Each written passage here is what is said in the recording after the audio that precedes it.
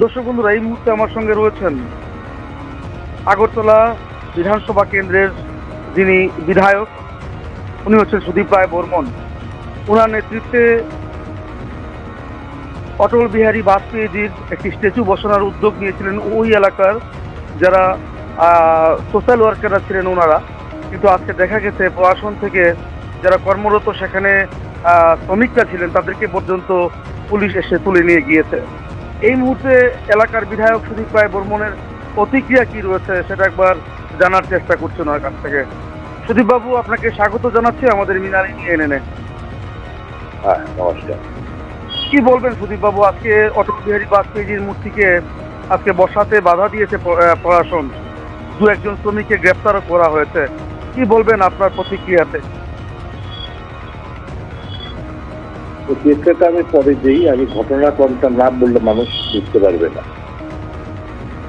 19 তারিখ, হ্যাঁ, 19শে ডিসেম্বর আমি রামপ্রসাদ পাল, আশিস শাহ, সুশান্ত চৌধুরী হ্যাঁ, আমরা অটল বিহারী বাজপেয়ী রিজিওনাল ক্যান্সার সেন্টারে যাই। ওখানে গিয়ে আমরা মেডিকেল সুপারিনটেন্ডেন্টের সঙ্গে দেখা করি এবং আমি যখন স্বাস্থ্যমন্ত্রী ছিলাম তখন এটার অটল বিহারী বাজপেয়ীর নামে নামকরণ হয়েছিল এবং ওনার কাছে আমরা বলি যে আমরা এখানে 25 তারিখ যেহেতু ওনার জন্মতিথি, আমরা একটা আবক্ষ মূর্তি উন্মোচন করতে চাই।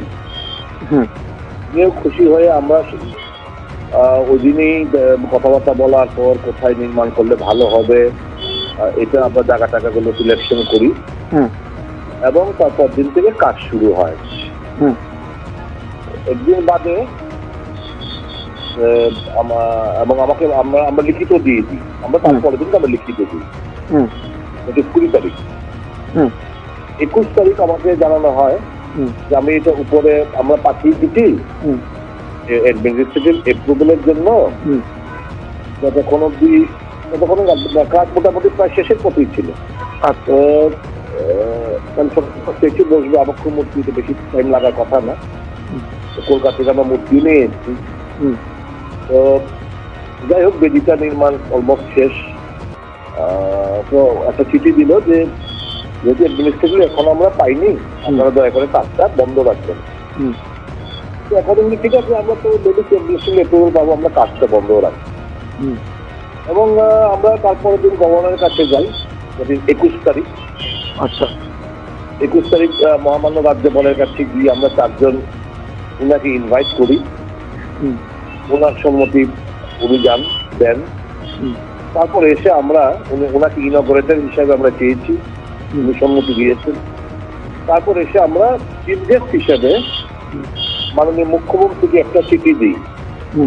মুখ্যমন্ত্রী, এই অনুষ্ঠান অটল বিহারী বাজপেয়ী, এটাকে নিয়ে আমরা কোনো ধরনের রাজনীতি করতে চাই না।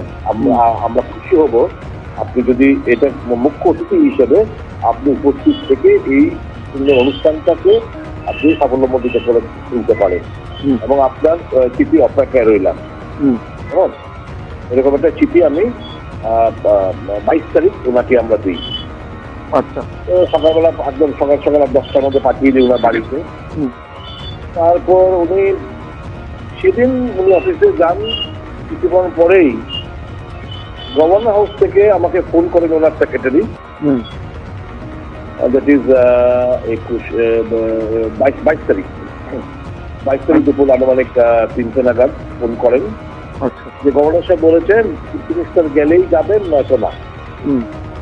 বুঝে নিতে অসুবিধা হয়নি যে অফিসে ওখানে গভর্নর সাহেবের গভর্নর সাহেবের সেক্রেটারিকে ফোন করা হয়েছে। যাই হোক, গভর্নর বলেছেন যে চিফ মিনিস্টার গেলেই যাবে। আমরা বলেছি আমরা তো চিফ মিনিস্টারকে আমন্ত্রণ করেছি, আমরা তো ওনার উত্তর অপেক্ষায় রয়েছি। ওই টাইম মূর্তি এসে গেছে, মূর্তি ওখানেই রয়েছে। তো আজকে সকালবেলা, কালকে 25 তারিখ সকালবেলা এটাকে সুন্দর করে সাজিয়ে তুলে কালকে উন্মোচন হবে। এখন পরবর্তী সময় যেহেতু ওনারা দুজনেই কনফার্ম পাইনি, যাবেন না, ভাবলাম 25 তারিখ আমি ওই এলাকার বিধায়ক, আমি এই ক্যান্সার হাসপাতাল রোগী কল্যাণ সমিতির সদস্য, আমি ভাবলাম যে মূর্তি একটা নির্মাণ করা হয়েছে, কলকাতা থেকে আনা হয়েছে মূর্তিটা বসলে আমার মনে হয় এটা খুব ভালো হবে। এই ভাবনা থেকে আজকে সকালবেলা যখন কিছু লেবার গিয়ে কাজ করতে শুরু করলো, তখন পুলিশ গিয়ে 3 জনকে মানে মালগুলো কনফিসকেট করলেন এবং 3 জনকে গ্রেফতার করে এনসিবি থানাতে নিয়ে যান। পরবর্তী পরে শুনলাম যে আমার বিরুদ্ধে একটা মামলা রুজু হয়েছে MS superintendent, medical superintendent, cancer হাসপাতাল। আমার বিরুদ্ধে একটা মামলা প্রেশার করা হয়েছে, থেকে প্রেশারটা এসছে আমরা সবাই জানি। আমার বিরুদ্ধে একটা মামলা রুজু করা হয়েছে, ঠিক আছে। এখন ধরুন, এবং গতকালকে রাত্রিবেলা একটা চিঠি দিয়ে বললো তোমার কোনো ইতিহাস নেই, এই না সেই নেই। আমি তো শাসক দলের বিধায়ক, আমি শাসক দলের বিধায়ক। ক্যান্সার হাসপাতাল আমার কনস্টিটিউন্সির মধ্যে, ঠিক আছে, এটা গভর্নমেন্টের প্রেমাইজেসে 2 বছরের সময় পেলেন আপনারা। 2 বছরের মধ্যে তো মর্মর মূর্তি কিংবা আবেক্ষ মূর্তি আপনারা তো করতে পারলেন না। এখন একটা ইনিশিয়েটিভ নিলাম, একটা সম্মান জানাবো বলে, এবং এটা নিয়ে গভর্নর এবং মুখ্যমন্ত্রী উন্নয়ন এবং প্রধান অতিথি হিসেবে নিমন্ত্রণ করলাম। এখন তো এই ভর পাকড় পুলিশের কাছে তো অবভিয়াসলি কালকে প্রোগ্রামটা হচ্ছে না। তো এই যদি মানসিকতা হয়, জনগণই বিচার করবে, জনগণই বিচার করার দায়িত্ব আমি ছেড়ে দিলাম এদের। এবং যারা বিজেপি কর্মী সমর্থকরা আছে, মূল উদ্দেশ্যটা কি? উদ্দেশ্যটা হচ্ছে অটল বিহারী বাজপেয়ী একজন মহান ব্যক্তিত্ব, ভারতরত্ন, সমস্ত cutting across all political line ওনাকে শ্রদ্ধা করে সম্মান জানায়। আমরা ভেবেছিলাম যেহেতু ওনার নামকরণ ক্যান্সার হাসপাতাল ওনার নামকরণ করা হয়েছে, ভাবছিলাম যে ওখানে বোধহয় মূর্তিটা বসালে একটা সুন্দর হবে, সবাই মিলে একটা ভালো একটা সময় প্রদর্শন করা হবে। যেমন ধরুন, এক ব্যক্তির জন্য এক ব্যক্তির মসজিদে তো চলছে, একটি চাইনি পুলিশ কৃষি শক্তি রাষ্ট্রের শক্তি বেরিয়ে দিয়েছেন। তো প্রোগ্রাম কালকে আর হবে না, এই আর কি আর ঘটনাক্রম। সুদীপবাবু, আরেকটা প্রশ্ন করছি আপনাকে। সাংবাদিক জগতে বলুন বা আমাদের রাজ্যের প্রত্যেকটি মানুষ দেখতে পাচ্ছেন যে আপনি চাইছেন একটা মানে আপনাদের যে পার্টি রয়েছে সেটা একটা নমিনাল পজিশনে চলে আসুক, এবং সেটা আপনি উদ্যোগও নিয়েছেন, সাংবাদিক সম্মেলনও করছেন। কিন্তু অনেকে বলছেন যে আপনি চেষ্টা করছেন যে একটা ভালো কিছু হোক, কিন্তু অনেকে রয়েছেন আপনার দলের মধ্যে সেটাকে হতে দিচ্ছে না।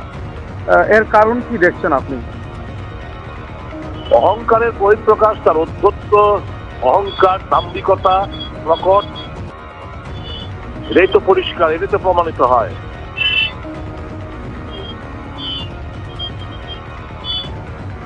এবং উলুর যখন পাখা মেলে না, তখন কিন্তু ধ্বংস হয়, উলু বিনাশ হয়। ধন্যবাদ সুদীপবাবু, আপনি আমাদেরকে সময় দিয়েছেন, আপনার প্রতিক্রিয়া ব্যক্ত করেছেন। রাজ্যের মানুষ জানতে পারবে আপনার এই একটা সাহসী একটা ভালো একটা উদ্যোগ আপনি নিয়েছিলেন। আজকে কোনো না কোনোভাবে প্রশাসনিক তৎপরতায় সেটা বন্ধ হয়ে গেছে, এবং রাজ্যের মানুষ একটা ভালো দিক যেটা দেখতে পেতেন সেটা আগামী দিন ওনারা দেখতে পাবেন না। তো রাজ্যের মানুষ বিচার করবেন আপনার এই উদ্যোগকে। যারা যারা মানুষই বিচার করবে, মানুষই বিচার করবেন, মানুষই সর্বশেষ কথা বলেন। ধন্যবাদ সুদীপবাবু আপনাকে।